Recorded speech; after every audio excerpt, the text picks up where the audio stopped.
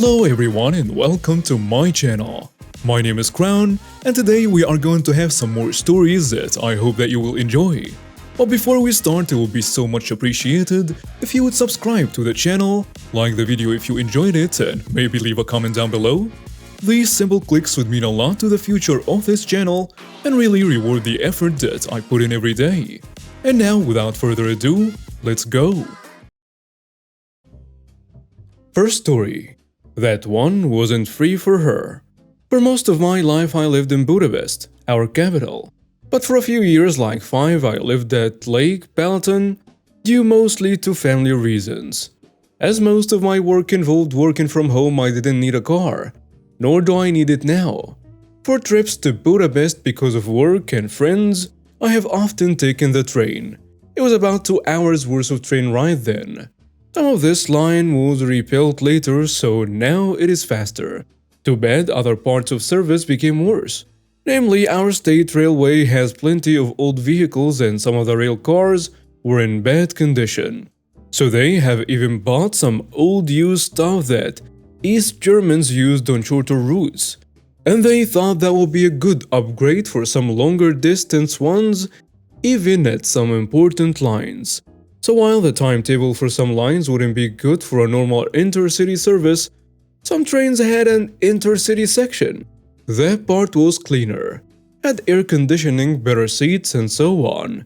So some of the trains had both a normal second class and a normal first class, an intercity 2 class and an intercity first class part. The intercity part has mandatory seat reservations, basic public transportation. Second class normal on trains without seat reservation was and is free for people over a certain age. At first it was 70 plus, later it became 65 plus, and of course they were allowed to buy upgrade tickets. Here in Hungary we don't have too many regular Karens, and I think our boomers are different. But our version of Karen can be more interesting. I was sitting on my seat trying to use a laptop.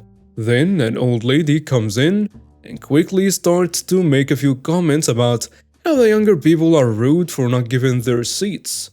Her rudeness was mostly directed at me, as I had a seat she liked. It was close to the entrance and to the toilet, as first-class rail cars in Hungary have 3 seats in a row, and on many intercity rail cars 2 on one side, 1 on the other side. Guess what? It was a seat on the good side, and so on. There were quite a few empty seats there, but my seat reservation was valid only for this one. I had to work while traveling, so giving it up would be a bad idea for me. Also, as this part of the train had a mandatory seat reservation, and that is not free. She would have got a fine too, so it wouldn't be good for her either. I know, you would miss the usual entitled "excuse me" screech, but she either did not learn that part of manners or somehow forgot it already. In an attempt to get her needs noticed, she was busy pushing her person to me quickly. So I greeted her. "Good morning. It is the intercity part of the train, so you need a seat reservation." And she decided she didn't want to hear it. "I don't care. I want this seat." I have tried to explain it to her, but as she got ruder every second and more aggressive at the same time, it wasn't a good idea. She knew all too well that even if she pushes things into me that way, she tries to hit me, I couldn't return the favor to an old lady and was quick to abuse that uneven position. You know, she made a scene. I was afraid that she might break my laptop. It was time to contact the staff, namely the ticket inspector. She used the opportunity to snatch my seat. And guess what happened? She would have to give back my seat. And of course, that did not go too well. You know, there is a fine if you take a seat reserved by someone and don't give it up to the person who reserved it. There is a fine because she didn't buy her seat reservation.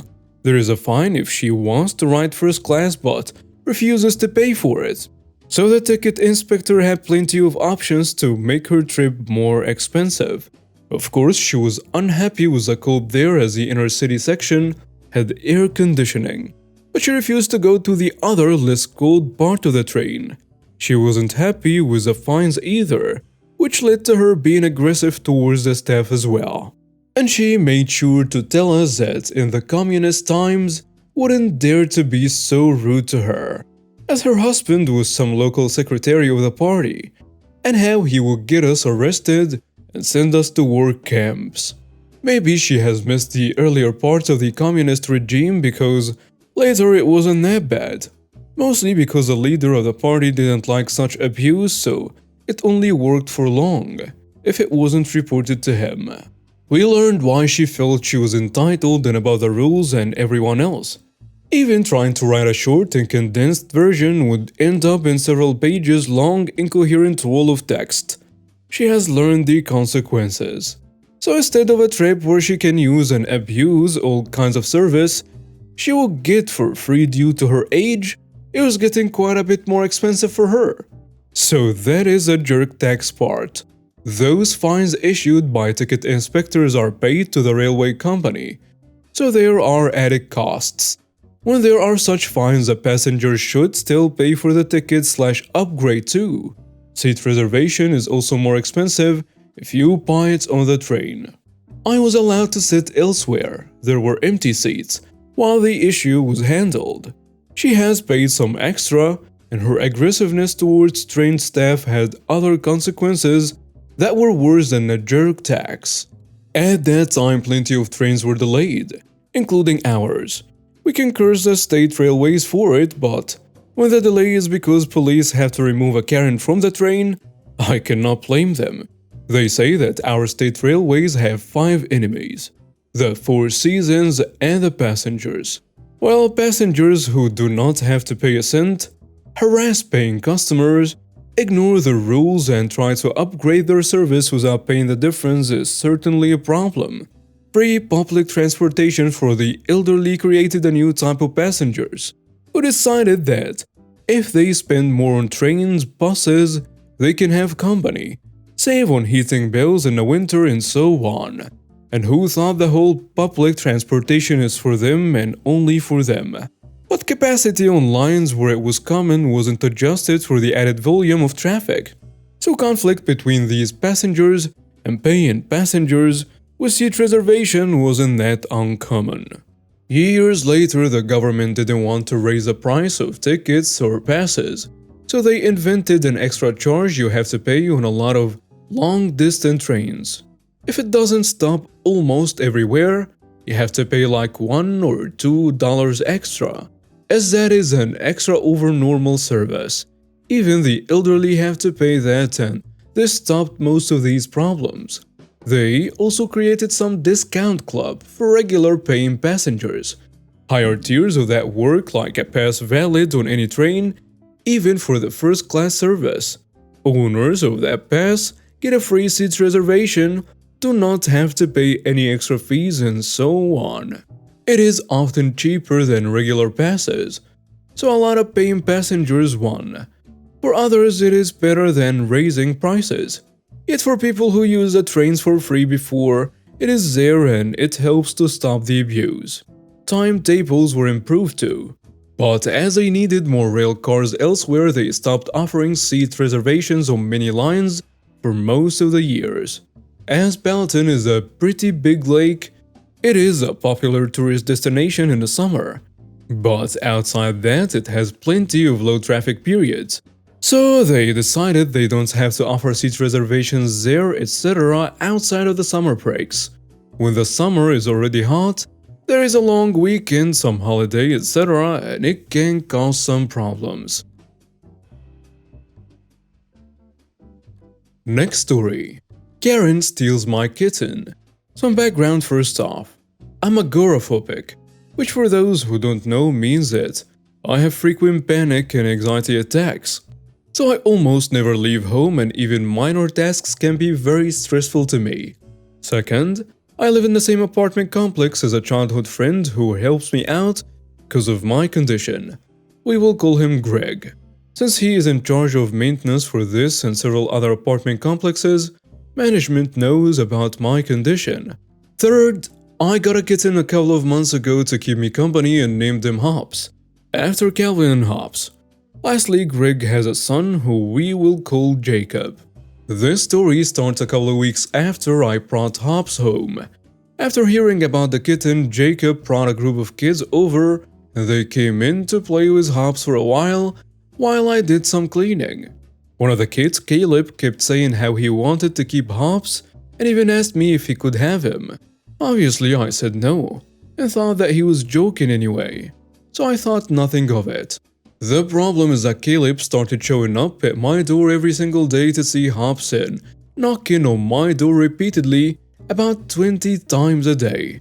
Greg has made Jacob aware of my condition, so he knows that a lot of the time I just don't have the energy to deal with a bunch of kids. And he was nice enough to pull Caleb away, for which I'm very grateful. One day I woke up to find my back door wide open and I immediately started to panic. Hobbs is obviously gone, and this sends me into an anxiety attack. Eventually I calm down and hope that he will come back on his own. Meanwhile, I have been trying to figure out who came into my apartment. At this point, Greg, who knows everyone in the neighborhood since he does maintenance, points out that the couple who lives behind me has a camera hooked up to their window watching their car, which happens to be right next to my back door. He asks them if they can check the footage, and after hearing the story they happily obliged to help out. I was fairly certain it was Caleb, but did not want to accuse a child with no evidence. And I'm glad I didn't.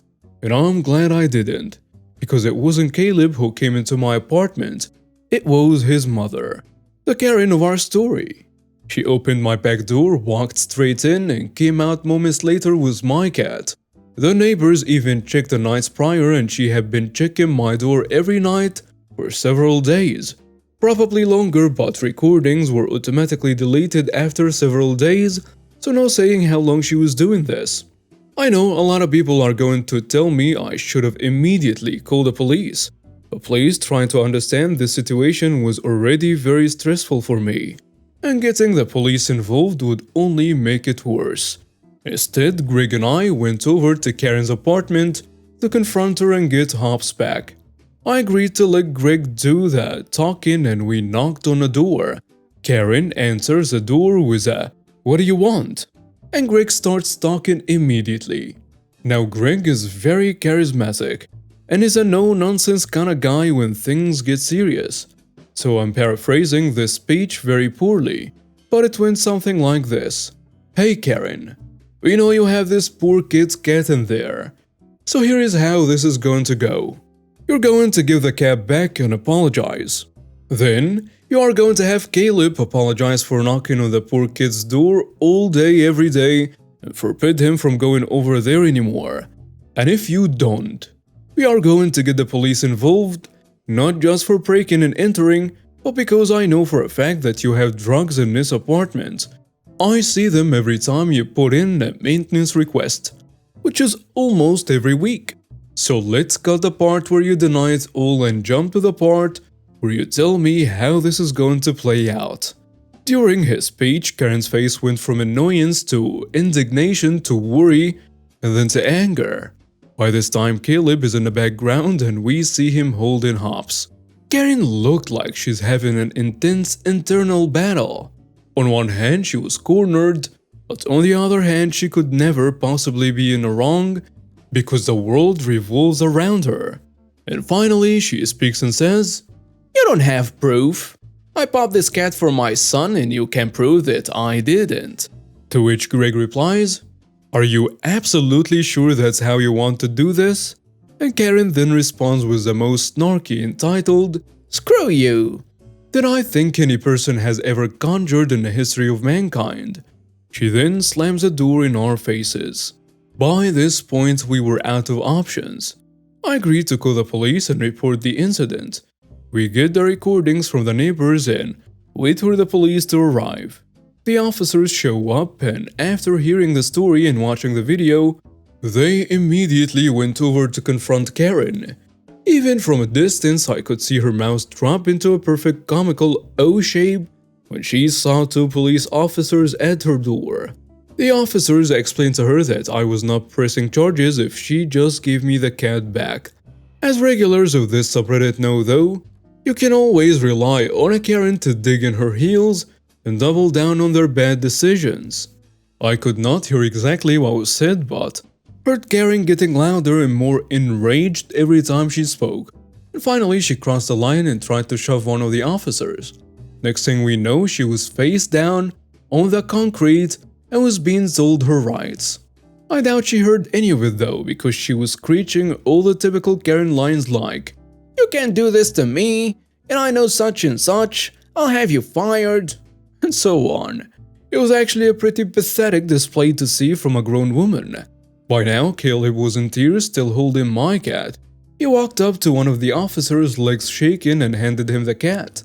It almost broke my heart when he asked if they could let his mom go now.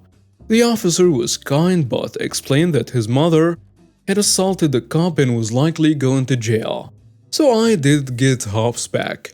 But for a week felt awful about making Caleb see all that and probably scarring him for life. Fortunately, there is a happy ending here. Now when Karen got arrested, Greg knew I wouldn't press charges, so she would likely only be charged for the assault, which is why he decided to inform the management and they pressed charges on my behalf for breaking and entering into one of their properties, as well as drug trafficking out of another property. Long story short, she's in prison. But here is a happy ending for her kid though. Apparently his dad had lost a very long custody battle a couple years prior, and this little incident naturally meant that he now had custody. Greg met him once when they came to get Caleb's things from Karen's apartment, and apparently he was a very nice man, polar opposite of Caleb's banshee of a mother. She had gained full custody of Caleb mainly by lying, but it seems that Caleb will now be raised by a competent and rational adult. And now we have reached the end of today's stories. Thank you for watching and see you next time.